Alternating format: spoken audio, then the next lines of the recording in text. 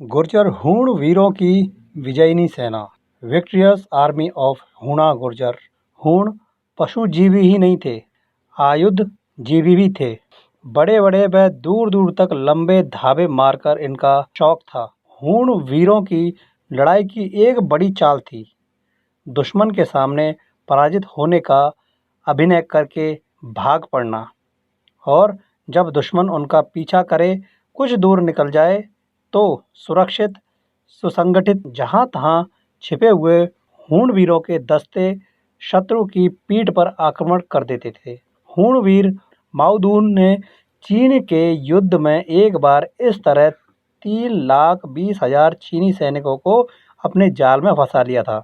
चीन सम्राट अपनी सेना के साथ आधुनिक तातुड़ फू सेंसी से 1 मील दूर एक दृढ़ दुर्ग बद स्थान पर पहुंच चुका था, लेकिन उसकी अधिकांश सेना पीछे रह गई थी। हूणवीर माओदून अपने 3 लाख सैनिकों के साथ चीनियों पर टूट पड़ा और चीनी सम्राट चारों तरफ से घिर गया।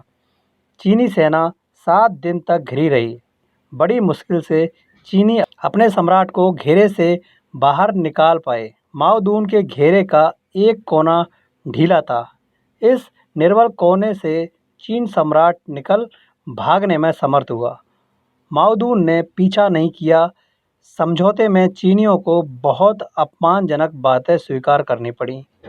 हूणवीर माओदून के साथ चीनी सम्राट का समझौता हुआ और चीनियों को अपनी एक राजकुमारी रेशमा तथा बहुमूल्य हीरे जवाहरात, रतन, चावल, अंगूरी शराब तथा बहुत तरह के खाद्य पदार्थ भेंट देने के लिए मजबूर होना पड़ा।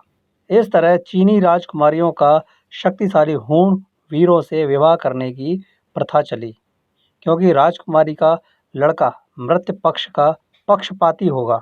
चीन सम्राट हूण ती के मरने के बाद उनकी विधवा रानी को ठू अपने पुत्र वैन ती को बैठाकर 12 साल 187 व 179 ईसा पूर्व तक स्वयं राज करती रही।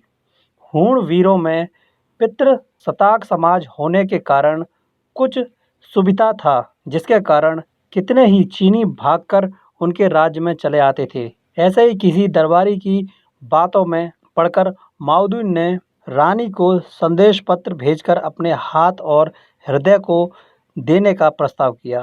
दरबारियों ने युद्ध की आग भड़काने की कोशिश करी, लेकिन किसी समझदार ने चीनी रानी को समझाया कि अभी भी हमारी आम जनता हमारी ही सड़कों पर चीनी सम्राट के युद्ध से भागने के गीत गाते फिरते हैं। चीनी रानी ने कूटनीतिक रूप से हूणवीर सम्राट माओदून को बहुत नरम सा पत्र लिखा।